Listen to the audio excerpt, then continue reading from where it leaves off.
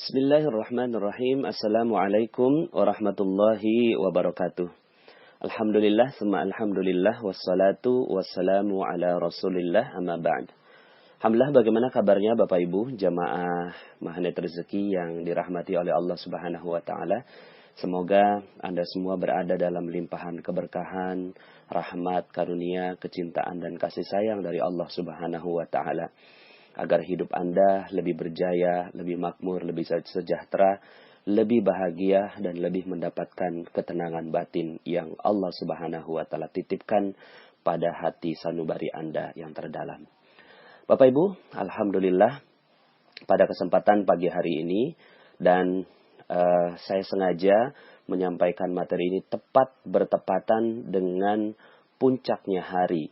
Segala hari yang dititipkan oleh Allah Subhanahu wa Ta'ala, puncaknya adalah hari ini, ya, yaitu Yaumul Arafah, hari Arafah. Maka materi saya hari ini adalah berjudul puncak keajaiban, ya, puncak keajaiban. Bapak Ibu, Islam ini agama yang ajaib, luar biasa, ya. Islam ini agama yang ajaib. Maka manusia diajak untuk masuk ke dalam din al-Islam. Manusia diajak untuk masuk kembali kepada ajaran Allah Subhanahu wa Ta'ala. Kenapa? Karena hidup ini begitu indah, hidup ini begitu ajaib, hidup ini penuh dengan miracle demi miracle demi miracle, ya. Keajaiban demi keajaiban demi keajaiban, Bapak Ibu, ya. Cuma manusia, juga syaitan, jin, ingin mengeluarkan kita dari keajaiban ini. Padahal, Masya Allah. Maka, jika hidup Anda tidak ajaib, jika rezeki Anda seret, jika rezeki Anda itu ditahan oleh Allah Subhanahu wa Ta'ala, yuk sama-sama kita kembali ke dalam agama yang ajaib ini, yaitu al-Islam, ya'lu wa la yu'la alaih, yang tinggi dan tidak ada yang lebih tinggi darinya. Maka Bapak Ibu, di dalam Al-Quran disebutkan tentang banyak sekali keajaiban demi keajaiban tersebut, ya. Dimulai dari kisahnya Nabi Adam, Nabi Idris, Nuh, Hud, Saleh, Ibrahim, ya terus gitu ya, Yusuf, ya, Zakaria, Yahya, Isa, dan Nabi Muhammad SAW, juga Nabi Lut dan seterusnya, ya, Nabi Sulaiman, Nabi Daud. Ini adalah kisah keajaiban demi keajaiban yang diterima oleh mereka, ya. Diterima oleh Zakaria yang ingin mendapatkan anak, ya, dan dimudahkan oleh Allah Subhanahu wa Ta'ala. Kisahnya Maryam yang mendapatkan makanan secara ajaib dari Allah Subhanahu wa Ta'ala. Nabi Musa yang bertemu dengan Khidir dengan peristiwa yang ajaib, ya. Kemudian Nabi Sulaiman yang memiliki kekayaan dengan penuh keajaiban. Nabi Daud alaihi salam yang mengalahkan musuhnya dengan kekuatan Allah Subhanahu wa Ta'ala. Ya, kam min fi'atin qalilatin ghalabat fi'atan katsiratan biiznillah. Betapa banyak, ya, golongan yang kecil mengalahkan yang besar dengan izin Allah. Maksudnya dengan izin Allah ini dengan keajaiban yang manusia menyebutnya adalah keajaiban. Berulang-ulang juga Allah sebutkan tentang kun fayakun, ya Allah Subhanahu wa Ta'ala. Kalau Allah katakan jadi, innama amruhu idza arada syai'an ayyakula lahu kun fayakun. Sesungguhnya kalau Allah ingin mengatakan jadi, maka jadi, ya. Maka ini adalah agama keajaiban. Agama yang penuh dengan keajaiban. Dan Allah ingin agar hidup Anda pun demikian. Allah ingin agar hidup Anda pun, kita semua, ya, adalah ajaib, ya. Ajaib. Bagaimana tidak ajaib, ya. Rabbnya maha ajaib, ya. Agamanya adalah aturan-aturan yang ajaib. Kitabnya adalah kitab ajaib, ya. Masya Allah, ya. Maka tentunya yang harus kita lakukan adalah terus merayakan diri kita. Alhamdulillah, bersyukur kepada Allah bahwa kita masuk ke dalam din yang ajaib ini, ya, agama yang ajaib ini. Maka karena agamanya ajaib, ya, hari rayanya Allah buat ajaib, Bapak Ibu, ya. Hari rayanya adalah hari raya keajaiban, ya. Maka materi saya saat ini adalah puncak keajaiban. Allah ingin agar kita merayakan keajaiban ini. Allah ingin agar kita bersyukur atas keajaiban ini, ya. Allah ingin agar kita ya mensyukuri, menikmati, merayakan gitu keajaiban yang Allah Subhanahu wa taala berikan ya. Kapan itu? Ya sekarang. Ya. Sekarang ini ya. Makanya saat hari ini Arafah ya, kemudian besok Yaumun Nahar atau hari penyembelihan Idul Adha, kembali kepada pengorbanan ya. Lalu kemudian berkumpulnya manusia di padang mahsyar ya untuk berwukuf ya. Al-Hajju Arafah, haji itu adalah pada saat wukuf di padang Arafah, lalu kemudian bertawaf dan seterusnya. Ini adalah alur keajaiban Bapak Ibu ya. Jadi alurnya itu dimulai dari kita mensucikan diri pada saat Ramadan. Saat Ramadan kita mensucikan diri, udah selesai mensucikan diri selama 1 bulan, Allah Subhanahu wa taala minta kita merayakan. Apa merayakannya? Merayakan kita menang dari hawa nafsu kita. Ya, sehingga akhirnya Allah Subhanahu wa taala berkenan memberikan keajaiban demi keajaiban demi keajaiban ya. Lalu kemudian setelah itu yang kita lakukan adalah, kalau Anda mendengarkan materi saya, rahasia keajaiban, kita kembali kepada manusia. Kita tidak lagi mementingkan diri kita sendiri. Yang kita pentingkan siapa? Orang lain. Orang lain jauh lebih mulia daripada kita. Orang lain jauh lebih butuh daripada kita. Orang lain jauh lebih kita harapkan kebaikannya daripada kita. Kenapa? Karena kita sudah mengerti bahwa kita ini satu. Ketika kita memikirkan orang lain, maka kita sebenarnya juga memikirkan diri sendiri. Bahkan sebenarnya kita nggak perlu memikirkan diri sendiri. Karena diri kita, ketika kita memikirkan orang lain, maka malaikat mendoakan kita. Allah memikirkan ya urusan kita. Lalu kemudian, ya, baru kemudian Allah Subhanahu wa taala sampaikan kita pada Idul Adha ini. Ya. Saat Idul Adha inilah, ya, saat Allah Subhanahu wa taala ingin dipentingkan. Kalau kita mampu untuk mementingkan orang lain, kalau kita mampu mementingkan orang lain lebih penting daripada diri sendiri, bagaimana Allah? Maka Allah jauh lebih penting untuk diutamakan daripada yang lainnya.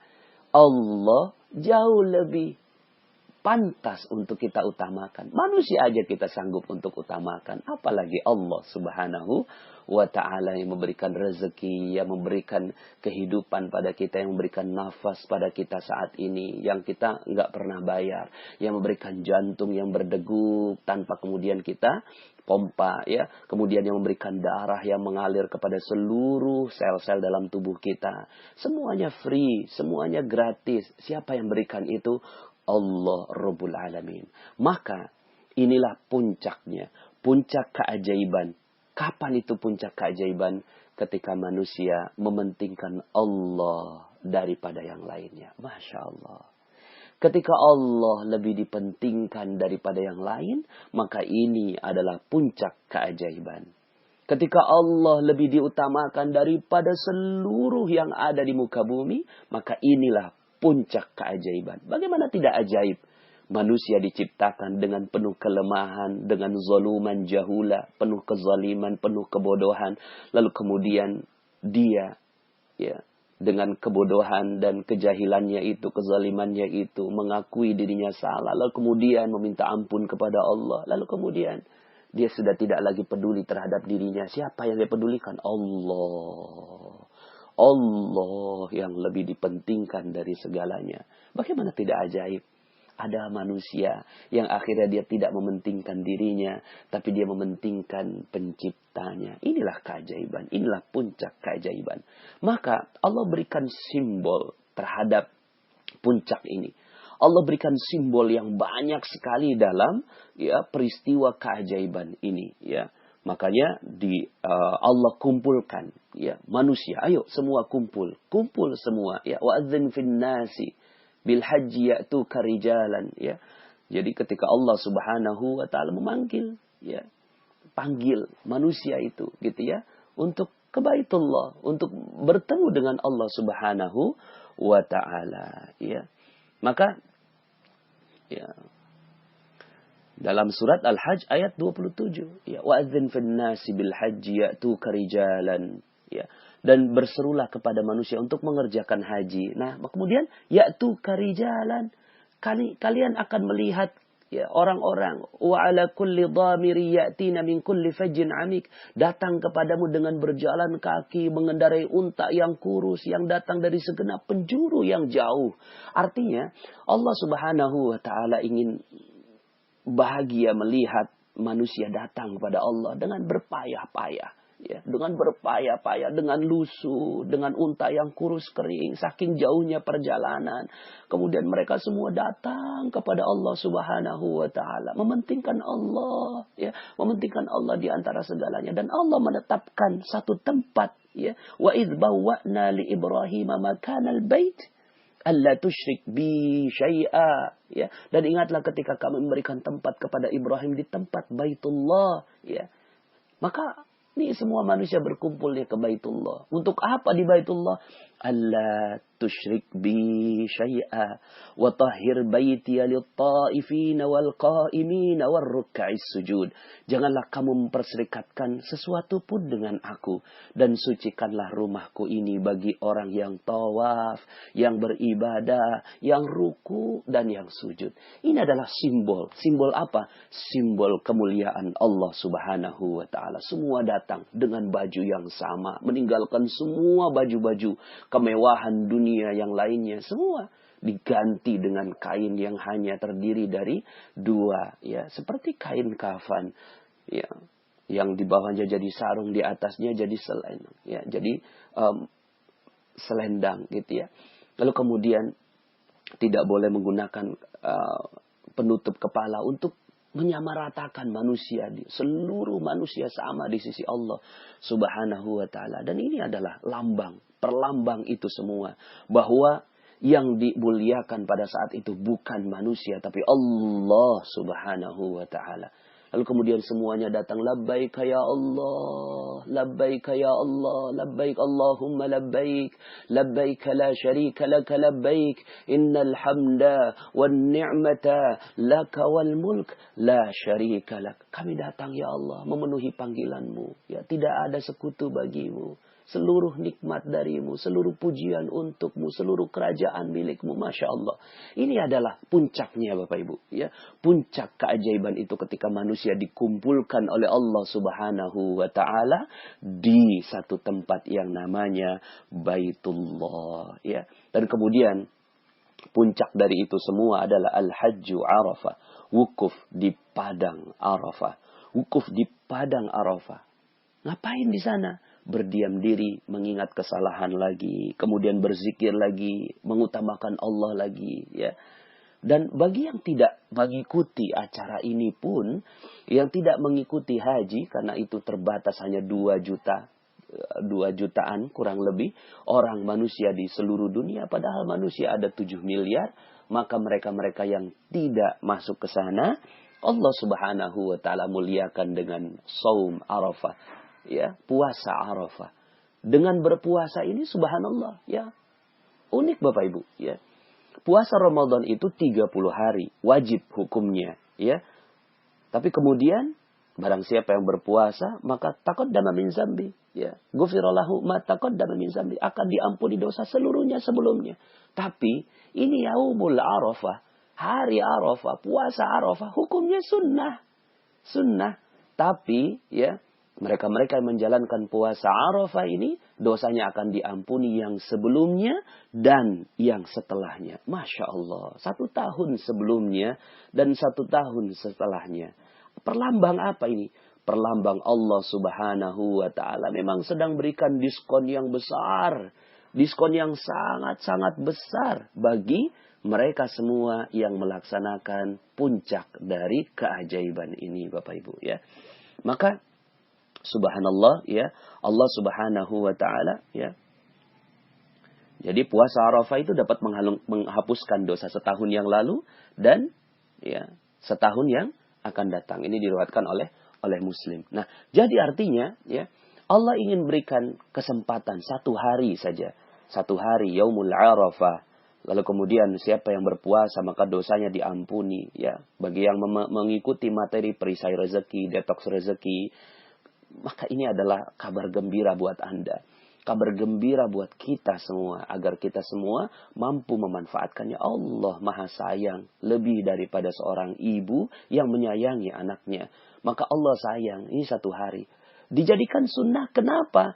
Karena, ya, kalau dijadikan wajib, kasihan wanita yang kena haid, kasihan wanita, ya, menyusui anaknya, diampuni juga oleh Allah. Enggak ikut, tapi ketika dia menyiapkan untuk suaminya, ketika dia mendoakan untuk orang lain, pahalanya insya Allah mudah-mudahan sama di sisi Allah Subhanahu wa Ta'ala. Ini Allah kasih diskon besar-besaran karena ini puncak-puncak dari keajaiban. Ya. Kemudian kembali lagi, ya, yang ada di sana mereka melakukan tawaf. Ini perlambang apa? Perlambang ketaatan, setia. Di barisan, setia dalam barisan Allah Subhanahu wa Ta'ala, setia dalam syariat Allah Subhanahu wa Ta'ala. Lalu kemudian, ya, setelah itu sa'i. Sa'i ini adalah lambang ikhtiar. Manusia diminta untuk berikhtiar, pergi pagi pulang sore, pergi pagi pulang sore, terus begitu, ya. Untuk apa? Ya, Allah pengen lihat lelahnya manusia. Allah ingin lihat, sekedar Allah ingin lihat lelahnya manusia. Lihat hambaku, dia berlelah-lelah, ya, dengan menjaga kesucian, menjaga niat, menjaga keikhlasan kepada Allah. Rezekinya di mana? Rezekinya di air Zam-Zam, gitu ya. Bukan di Bukit Sofa, bukan di Bukit Marwah. Rezekinya ada di tengah-tengah, di Zam-Zam itu. Dan itu bukan karena, ya, Siti Hajar yang mendapatkan rezekinya, tapi seorang bayi yang bersih, suci. Ini perlambang juga bahwa rezeki ini dipaksa untuk siapa? Untuk mereka-mereka yang suci di hadapan Allah Subhanahu wa Ta'ala. Maka Zam-Zam sampai sekarang keberkahannya terus berlimpah ruah. Dan ini adalah perlambang bahwa rezeki Allah melimpah ruah kepada manusia. Ya. Maka ini adalah semua lambang-lambang puncak keajaiban yang ada di dalam rezeki. Ya. Lalu kemudian Allah juga, ya, mewajibkan tahallul, merukunkan tahallul di dalam haji itu, ya. Agar apa tahallul ini? Agar, ayo, ini bentuk kasih sayang Allah. Ya, bentuk kasih sayang Allah. Agar manusia menikmati nikmat dari Allah Subhanahu wa Ta'ala, dihalalkan seluruhnya yang ada di muka bumi ini, ya. Nah, Bapak Ibu yang dirahmati Allah Subhanahu wa Ta'ala, sejarahnya pun penuh keajaiban, ya. Bagaimana tidak ajaib Nabi Ibrahim diilhamkan kepada Allah Subhanahu wa Ta'ala untuk mengantarkan Siti Hajar dan anaknya Ismail alaihi salam yang masih merah ke padang tandus tak berpenghuni. Tidak ada siapapun, tidak ada air, tidak ada makanan, tidak ada orang. Tapi kemudian Nabi Ibrahim alaihi salam meletakkan di sana, meletakkan Siti Hajar dan Ismail di sana. Lalu kemudian dengan berbalik, Nabi Ibrahim berjalan meninggalkan Siti Hajar. Siti Hajar bertanya kepada Nabi Ibrahim, "Wahai suamiku, engkau akan meninggalkan aku di sini?" Sambil menggendong bayinya. Nabi Ibrahim tidak bergeming, terus berjalan, diikuti oleh Siti Hajar. "Wahai suamiku, engkau akan meninggalkan aku di sini?" Ya. Lalu kemudian tetap Nabi Ibrahim berjalan. Kemudian Siti Hajar terus mengikuti suaminya. Tapi kemudian dia sadar, ada pertanyaan yang harus diralat, dirubah di dalam pikirannya. Ini merubah, Bapak Ibu, law of projection. Merubah seluruh pikirannya. Pikirannya langsung dirubah oleh Siti Hajar. Apa yang dirubah? Pertanyaannya diganti. "Wahai suamiku, apakah ini perintah Allah?" Lalu kemudian Nabi Ibrahim alaihissalam berhenti dan menjawab dengan na'am. Iya, ini perintah Allah. Lalu kemudian Siti Hajar dengan penuh ketegaran menggendong Ismail alaihissalam, mengatakan, "Kalau memang ini perintah Allah, maka Allah pasti akan menguatkan diriku untuk menjalani prosesnya." Paradox of Candy. Paradox of Candy. Siap menerima kenikmatan, siap juga menerima bungkusnya. Lalu kemudian Nabi Ibrahim pergi, meninggalkan Siti Hajar sendirian. Tapi kemudian Siti Hajar alaihissalam, Siti Hajar manusia yang mulia, ya, manusia yang mulia, wanita yang mulia ini, dengan tegar dia menjalani kehidupan. Dia siap terima bungkusnya. Siap terima bungkusnya karena yakin bahwa ini adalah Allah yang menetapkan seluruhnya. Lalu kemudian Bismillah, jiwanya tenang. Ikhtiar tetap dilakukan. Ikhtiar tetap dilakukan. Jalan dari Bukit Sofa ke Marwah, Bukit Sofa ke Marwah, Bukit Sofa ke Marwah. Lalu kemudian Allah berikan rezeki. Sampai kemudian akhirnya datang orang-orang berdatangan kepada Siti Hajar ini untuk membeli air darinya. Masya Allah, sampai kemudian akhirnya menjadi dusun yang berkembang. 13 tahun kemudian Nabi Ibrahim diilhamkan lagi oleh Allah Subhanahu wa Ta'ala untuk datang ke tempat itu, menjenguk anaknya dan istrinya. Lalu kemudian kalau kita jadi Nabi Ibrahim alaihissalam, apa ia mungkin anak dan istri saya masih ada di sana? Tapi kemudian Nabi Ibrahim yakin dengan Allah Subhanahu wa Ta'ala. Mungkin ini kalaulah ingin dikatakan proses detox rezeki. 13 tahun Nabi Ibrahim, 13 tahun detox rezekinya. Kita berapa lama? Baru berapa lama kita? Baru setahun, 2 tahun hidup susah. Nabi Ibrahim alaihissalam 13 tahun hidup susah. 13 tahun meninggalkan anak dan istrinya. 13 tahun. Lalu kemudian ketika datang, Nabi Ibrahim sudah yakin bahwa Allah Subhanahu wa Ta'ala berikan rezeki yang berlimpah dan benar saja. Ya. Tapi kemudian, ya, ketika baru saja bertemu dengan anaknya Ismail alaihissalam, nggak pernah kasih nafkah, nggak pernah dijengukin, pas datang mau disembelih. Ya. Wahai anakku, ya, aku bermimpi bertemu. Aku bermimpi diberikan ilham kepada Allah untuk menyembelihmu. Masya Allah. Ya. Pada saat itu, di tanggal 8 Zulhijjah, Nabi Ibrahim tidur, kemudian bermimpi. Dalam mimpi tersebut, seseorang berkata kepada beliau, wahai Ibrahim, tepati janjimu. Kemudian pagi hari, Nabi Ibrahim alaihissalam bangun.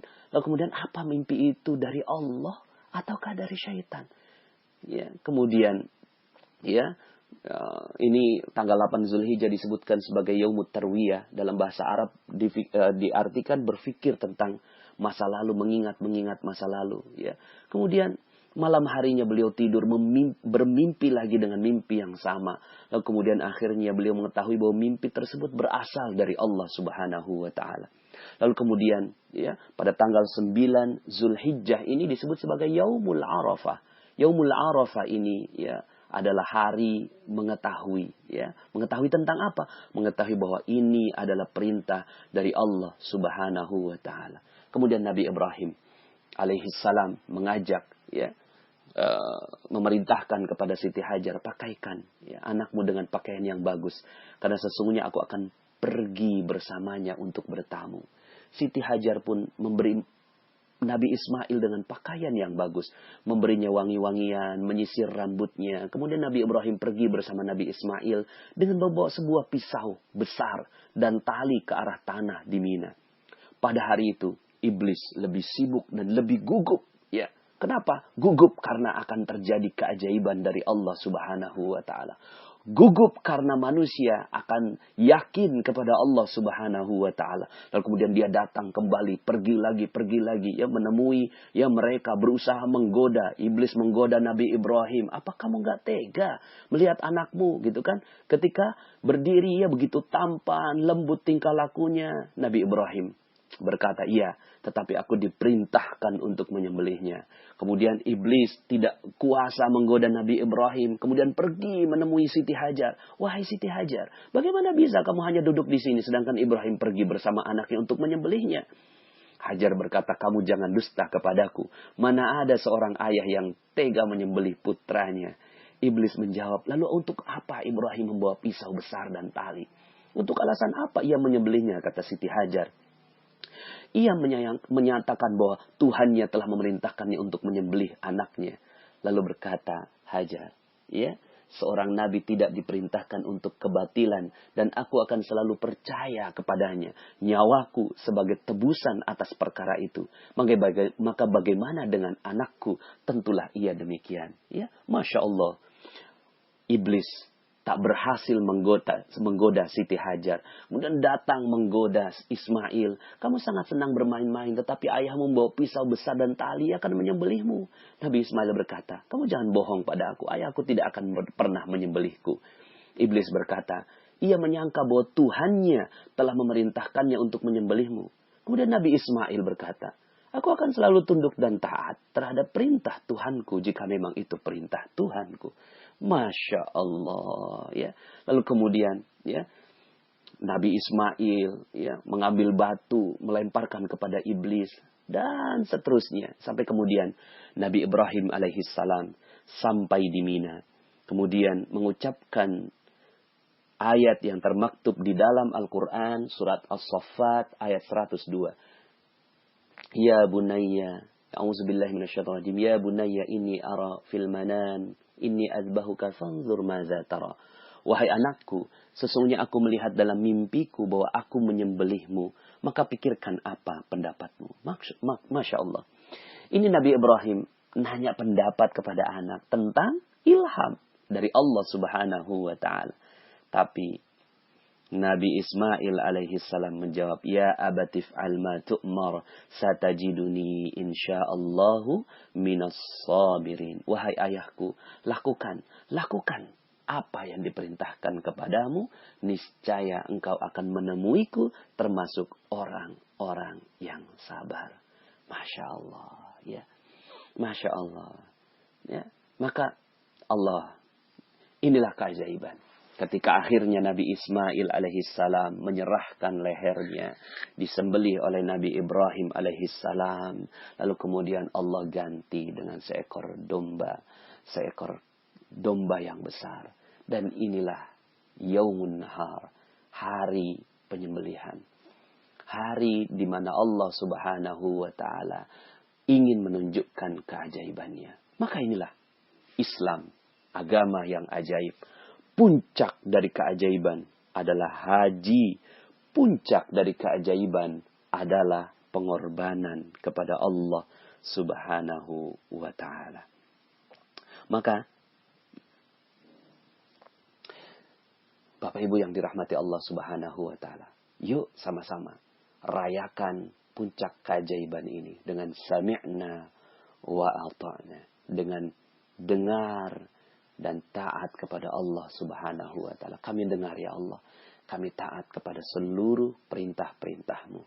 Niscaya insya Allah keajaiban akan datang pada kita semua. Maka perayaan ini terus Allah subhanahu wa ta'ala ulang untuk menjadi pengingat bagi kita semua. Inilah puncak dari segala keajaiban.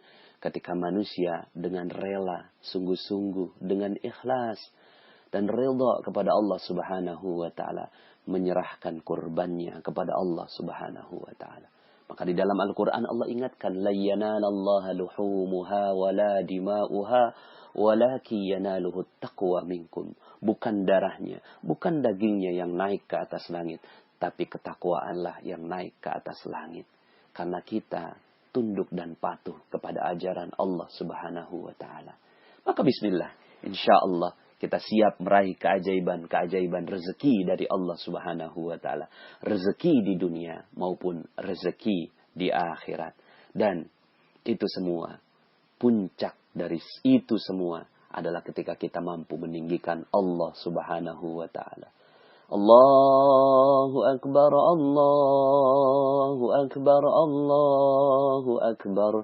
La ilaha illallah, wallahu akbar. Allahu akbar walillahil hamd. Allahu akbar, Allahu akbar, Allahu akbar. La ilaha illallah, wallahu akbar. Allahu akbar walillahil hamd. Allahu akbar, Allahu akbar, Allahu akbar. La ilaha illallah, wallahu akbar. Allahu akbar walillahil hamd. Allah, dialah yang maha besar. Allah, dialah yang maha besar. Allah, dialah yang maha besar. Allah, dialah yang maha besar. Allah, dialah yang maha besar. Tiada Tuhan selain dia. Tiada yang pantas mempersekutukan apapun dengan dia. Allah, Allah maha besar. Inilah puncak keajaiban. Rayakan puncak keajaiban Anda. Insya Allah, Allah subhanahu wa ta'ala akan berikan rezeki berlimpah kepada Anda di dunia dan di akhirat. Semoga Allah subhanahu wa ta'ala muliakan Anda semua, kita semua di jalan Allah subhanahu wa ta'ala. Assalamualaikum warahmatullahi wabarakatuh.